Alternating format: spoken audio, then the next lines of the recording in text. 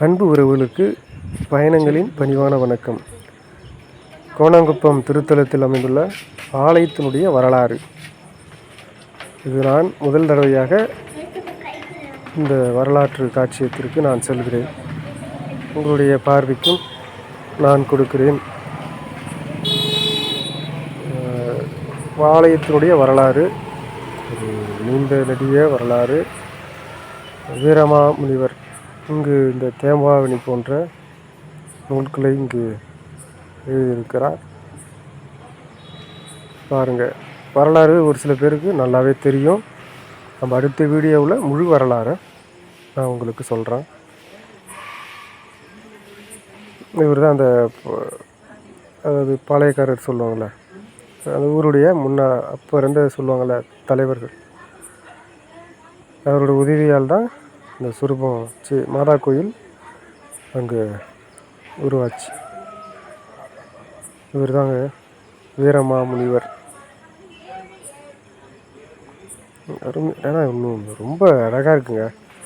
அதாவது பார்த்த உடனே வரலாறு நம்ம ஒரு படித்த மாதிரி இருக்குது. அவ்வளோ அழகாக இருக்குது. தத்ரூபமாக நல்லா பண்ணியிருக்காங்க. நீங்கள் கண்டிப்பாக இந்த திருத்தலத்திற்கு வந்தீங்கன்னா கட்டாயம் அந்த திருத்தலத்தினுடைய வரலாற்று காட்சியத்திற்கு சென்று பார்வையிடுங்கள். அடுத்தபடியாக இது கலையரங்கம்.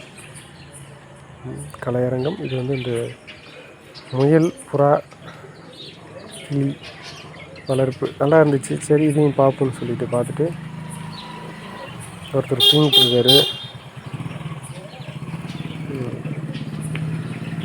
ஜாலியாக இருந்துச்சு. அதாவது அடுத்து இது கிளி தான் ஜாலியாக. லவ் பேர்ட்ஸா கிளியான்னு தெரியல. பாருங்கள்,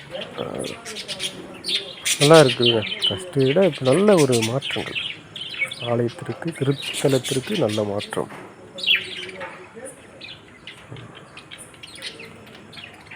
நல்லா இருக்குது. இடம் அருமையாக இருக்குது.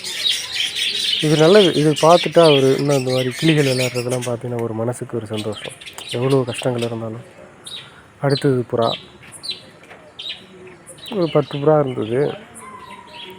அடுத்தது இவர் தாங்க வீரமாமுனிவர், ஆலயத்தை நிறுவியவர். மீன் தொட்டி கோயிலில் வச்சுருக்காங்க. இதுதான் புனித பெரியநாயகி அன்னை சுரூபம். வேண்டுவோருக்கெல்லாம் வரங்களை அள்ளி கொடுக்கிற அன்னை புனித பெரியநாயகி அன்னை.